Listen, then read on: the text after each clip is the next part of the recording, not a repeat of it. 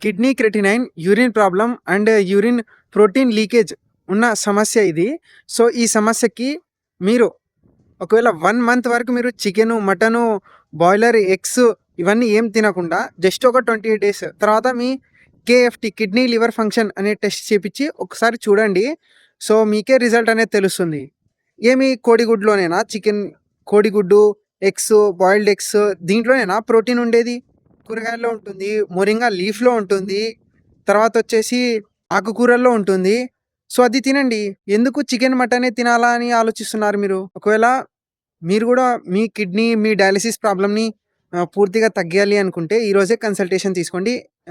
8125218351 నేను రాజీవ్ దిస్ పంచగ చికిత్స help centre. మీ Ustaad Suraj Kumar.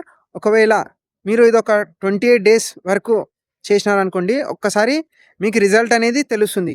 So, ఇప్పటి నుంచి no boiler eggs, no chicken, no roasted chicken, no fries. ఇంట్లో మనకి కాల్షియం, విటమిన్స్, మినరల్స్ ఆకుకూరల్లోనే కదా దొరికేది. సో, అవి తినండి. అవి తిని మన హెల్త్‌ని, మన లైఫ్‌ని మనం కాపాడుకోవాలి. అలా అని చికెన్, మటన్ తినకండి అస్సలు. 28 డేస్ వరకు మీరు తినకుండా ఒక్కసారి ట్రై చేయండి.